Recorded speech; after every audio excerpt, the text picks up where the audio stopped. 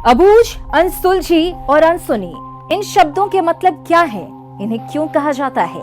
इन शब्दों को हम कहां पर कहते हैं? क्या इस पर कभी आपने सोचा है?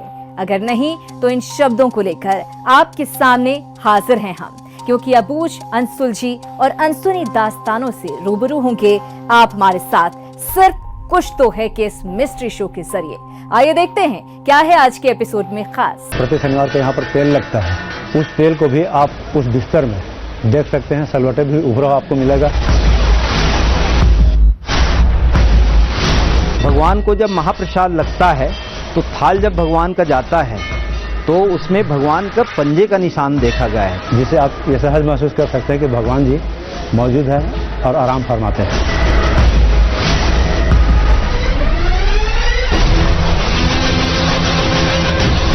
यहाँ एक ढूंढो हजार मिलते हैं और सीना ठोक कर कहते हैं कि भगवान विष्णु के इस दरबार में चमत्कार होता है।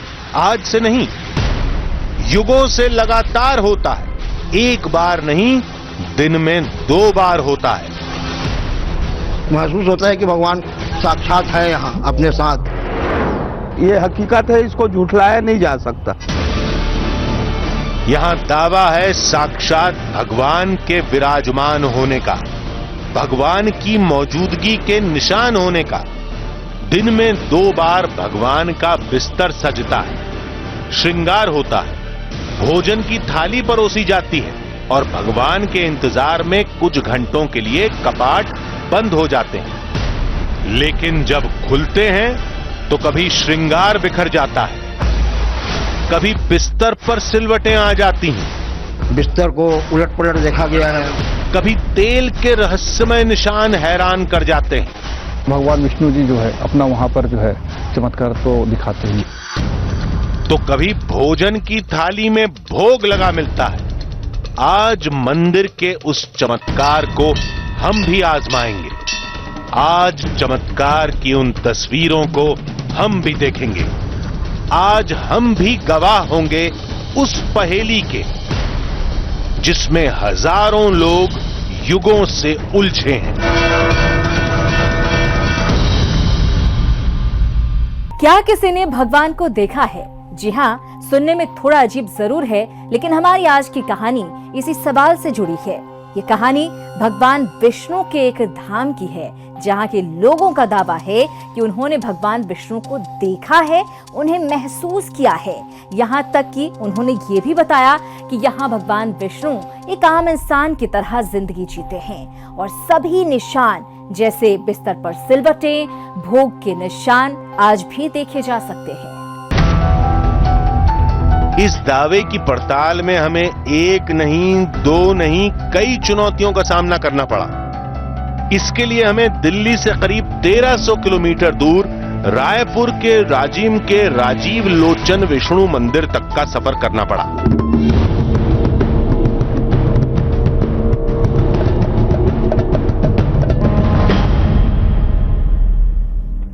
हम इस राजीव लोचन मंदिर तक पहुंच चुके हैं और अब हम मंदिर के अंदर जाकर जानेंगे राजीव लोचन मंदिर यानी विष्णु जी के मंदिर का रहस्य और हकीकत।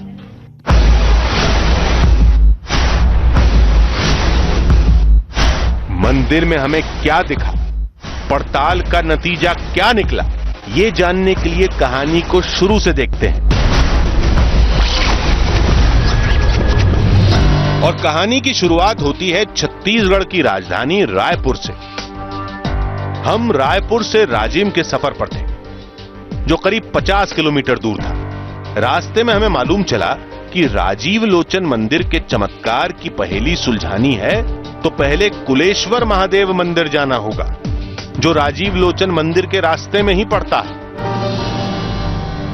दरअसल हमारी मंजिल तो भगवान विष्णु के उस चमत्कार की हकीकत को जानना थी, जिसके बारे में सिर्फ अब तक हमने सुना था। लेकिन हमारे सफर के इस पड़ाव में हमें एक ऐसा स्थान मिला जिसका नाम था कुलेश्वर महादेव मंदिर। मान्यता है कि वनवास के समय भगवान राम और मां सीता ने इसी स्थान पर महादेव की पूजा अर्चना की थी। नमः शिवाय। महादेव का ये मंदिर 3 नदियों के संगम के किनारे स्थित है और इस धाम की कहानी जुड़ती है श्री राम से। ये समझ में नहीं आ रहा था कि हमें कुलेश्वर महादेव मंदिर आने के लिए क्यों कहा गया था।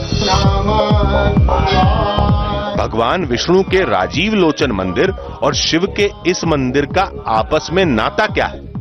फिर हमें जो मालूम चला उससे ये पहेली तो सुलझ गई, लेकिन एक नए रहस्य ने जन्म ले लिया।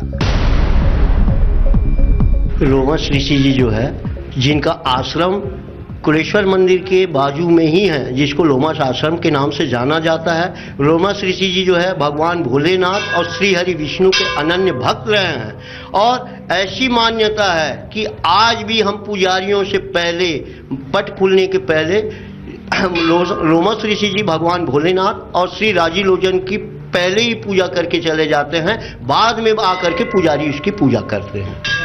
ये रहस्य आज भी बना हुआ है। राजीव लोचन मंदिर के रहस्य में अब एक नए किरदार का प्रवेश हो चुका था, जिसका नाम था लोमश ऋषि। ये कौन है, कहां से आए, रहस्य की कहानी इनके साथ कैसे जुड़ी, इसके बारे में कोई जानकारी नहीं मिली। लेकिन यहां गुत्थी सुलझने के बजाय और उलझ गई और हम कुलेश्वर महादेव से राजीव लोचन मंदिर की ओर रवाना हो गए।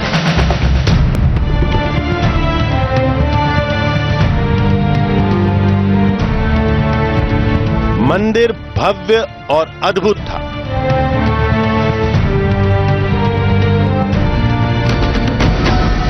उसमें 4 तकिया लगा होता है, बिछा होता है भगवान का।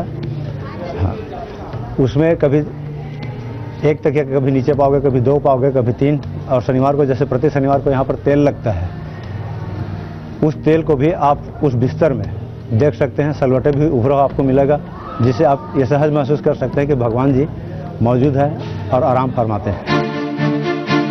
ये कहानियां उस दावे से जुड़ी थीं जिनकी पड़ताल हमें यहां करनी थी, और इसके लिए दोपहर की आरती और रात की शयन आरती का इंतजार था। लेकिन एक बात ने हमें चौंका दिया। हर रोज अनाज का भोग लगाया जाता है थाल द्वारा, जिसमें भगवान स्वयं प्रसादी लेते हैं और उसमें प्रसादी में निशान भी दिखाई दिए जाते हैं। आरती के बाद भोग लगेगा। दावा है कि उसी भोग की थाली में विष्णु देव के हाथ के निशान मिलते हैं। फिर भोग की थाल को ढककर भगवान विष्णु के सामने परोसा गया। फिर कपाट बंद कर दिए गए। लोगों में मान्यता है कि अंदर रखे भोग को भगवान अपने हाथों से ग्रहण करते हैं, जिससे जुड़े निशान बाद में दिखाई देंगे। लोग खड़े होकर कपाट खुलने का इंतजार कर रहे थे। थोड़ी देर बाद मंदिर का कर्मचारी अंदर गया। कुछ देर तक दरवाजा बंद रहा। फिर भोग का थाल लेकर वही कर्मचारी बाहर निकला। हम थाल के निशान को देखना चाहते थे, ये थोड़ा दिखा देना, अविनाश जी थोड़ा दिखा सकते हैं? लेकिन हमें मना कर दिया गया। लेकिन हमें उन निशानों को देखना था जिनके बारे में दावा किया जाता है। हम पीछे पीछे रसोई घर तक चले गए, जहां भोग का प्रसाद रखा जाता है। वहां हमने उस थाल को सामने निकाल कर देखा। उसमें वाकई फूल गिरे थे, जैसा पुजारी ने दावा किया था। चावलों पर कुछ निशान थे, लेकिन देखने से समझ में नहीं आ रहा था। लेकिन हमें इन फूलों और निशानों पर भरोसा नहीं था, क्योंकि भोग का थाल कपड़े से ढककर अंदर रखा गया था और अंदर कई पुजारी भी थे। बाहर निकालते समय भी थाल ढका था। ऐसे में कैसे माना जाए कि ये फूल और निशान पहले नहीं थे? हम फिर अंदर आ गए, जहां विष्णु देव के दोपहर के शयन की तैयारी शुरू होने वाली थी। ये हमारी पड़ताल का पहला हिस्सा था। अब मध्याह्न आरती समाप्त हो गया और भगवान का शयन होगा, 2-2.5 घंटे विश्राम करेंगे। बिस्तर लगाने के बाद गर्भगृह को बंद कर दिया गया।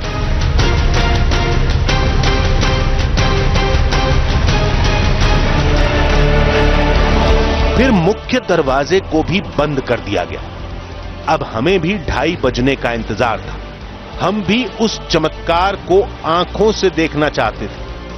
पहले तो हमें इन बातों पर और लोगों के दावों पर विश्वास नहीं हुआ, लेकिन जब हमारी टीम राजीव लोचन मंदिर पहुंची, वहां के लोगों के दावों को खंगालना शुरू किया, तो हमें कई ऐसी तस्वीरें मिली जो इससे पहले हमने कभी नहीं देखी थी।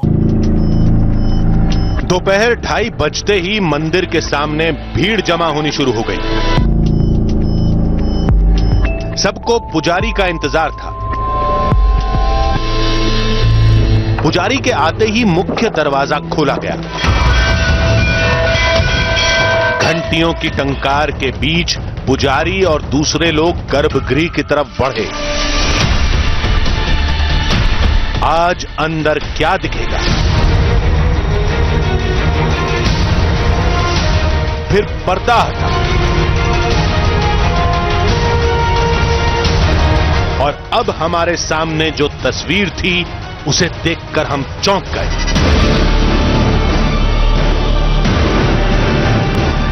अंदर बिस्तर बिल्कुल वैसा ही था जैसा गर्भगृह बंद करने से पहले छोड़ा गया था। इस पर किसी के लेटने के निशान नहीं थे। तो क्या राजीव लोचन विष्णु मंदिर में चमत्कार का दावा केवल फसाना है?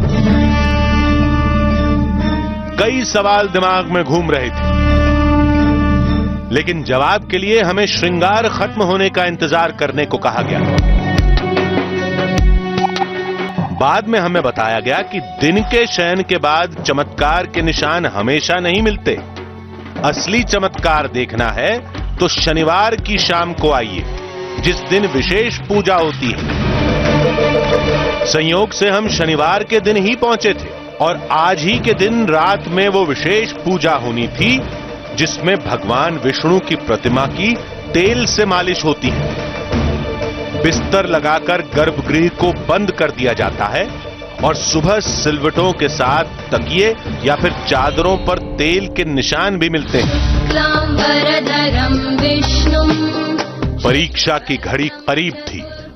शाम होते ही हमारे कदम राजीव लोचन मंदिर की तरफ बढ़े।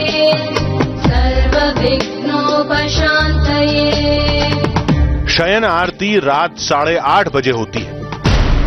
हमें उसका ही इंतजार था।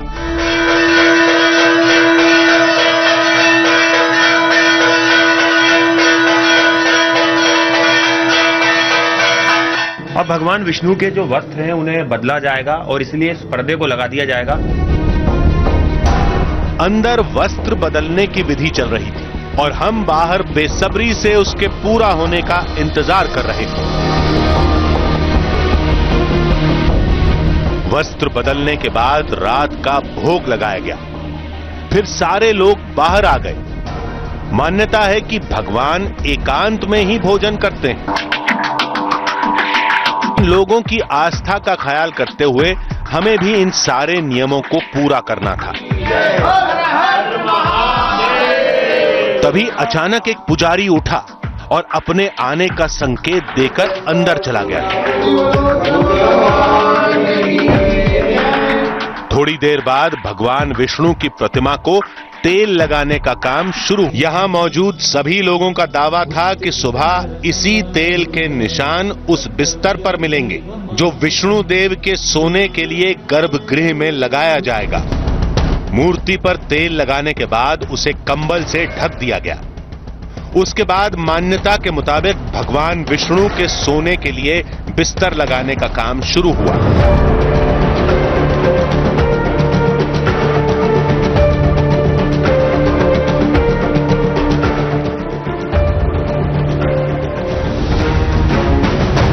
अंतिम प्रणाम करके गर्भगृह का पहला दरवाजा बंद किया गया। फिर पर्दा लगा। उसके बाद गर्भगृह के दूसरे दरवाजे को बंद करके उस पर ताला लगा दिया गया। मान्यता के मुताबिक भगवान विष्णु के लिए बिस्तर लगाने के बाद गर्भगृह 2 दरवाजों में बंद हो चुका था। दूसरे दरवाजे पर बड़ा ताला लगा था। अब बारी तीसरे और मुख्य कपाट को बंद करने की थी। अब मंदिर और गर्भगृह 3 तालों में बंद था। फिर पुजारी के साथ सभी लोग मंदिर से बाहर चले गए। अब चमत्कार के उस दावे और हमारे बीच बस 1 रात का फासला था। लेकिन इस बीच इस मंदिर में क्या क्या होगा हमें भी नहीं मालूम था। ऐसी कहानियों को देखने के बाद सच के लाख तर्क हों, लेकिन जहां बात हो लाखों लोगों की आस्था की, तो सारे तर्क बेमानी से लगते हैं। और शायद इसे कहते हैं कुछ तो है।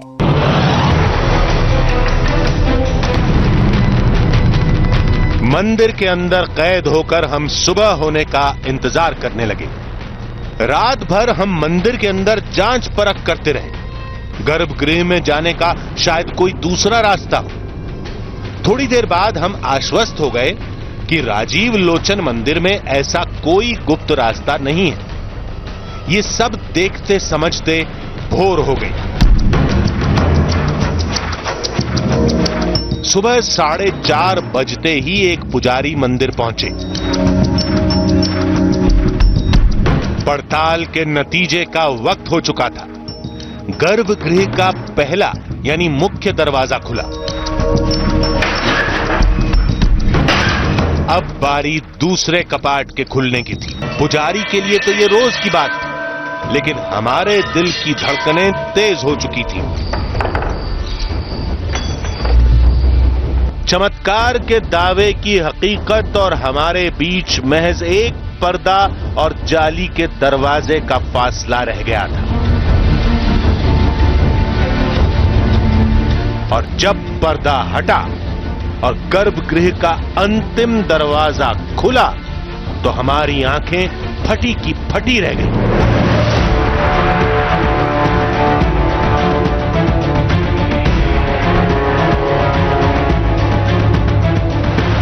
बिस्तर पर तकिए बिखरे पड़े थे, चादरों पर सिलवटें थी और एक तकिए पर तेल से बने पंजे के निशान थे। ये सब कुछ वैसा ही था जैसे चमत्कार का दावा किया गया था। हमें तो बिल्कुल भी विश्वास नहीं हो रहा था, लेकिन आंखों के सामने जो था हम उसे नकार भी नहीं सकते थे। गर्भगृह रात भर 3 दरवाजों में बंद था। बाहर हम खुद पहरा दे रहे थे। मंदिर में हमारे सिवा कोई नहीं था। गर्भगृह में जाने का कोई दूसरा रास्ता भी नहीं था। फिर बिस्तर पर यह बदलाव आए तो कैसे? शनिवार की रात जब इस शयन कक्ष को बंद किया जा रहा था, तब हमने यहां एक एक चीज को गौर से देखा था।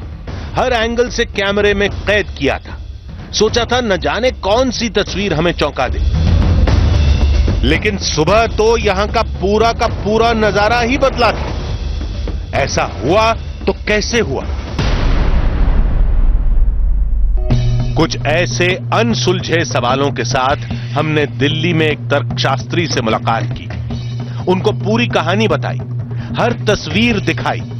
फिर तर्कशास्त्री ने सारी बातों को तर्कों की कसौटी पर जांचा परखा। इस तरह की खबरें तो हजारों बार आई है। मूर्ति केला खा रही है, चावल खा रही है, तेल जो है उस पर करता है। तो ये कितनी बारी इसको खंडित करेंगे हम? और अगर आपने इसको खंडित करना है तो आपने सीसीटीवी कैमरा लगाने होंगे। और आपका पहला सवाल तो यही होगा ना कि भाई ये बंद क्यों है ये? और दूसरी बात, अगर भगवान, सोचना, अगर भगवान मूर्तियां खाना खा रही है तो वही मूर्ति क्यों खाना खा रही है? मेरे घर की क्यों नहीं खा रही है? उस धाम में जो भी हुआ वो कैसे हुआ, क्यों हुआ, इसे लेकर तर्कशास्त्रियों का अपना नजरिया हो सकता है, लेकिन हमें जो दिखा उसे खारिज करना भी आसान नहीं था। तो अगले हफ्ते फिर मुलाकात होगी एक ऐसी ही कहानी के साथ, जिसके हकीकत और फसाने के बीच मौजूद होगी एक बारीक सी धुंधली लकीर। मुझे दीजिए इजाजत, नमस्कार। है।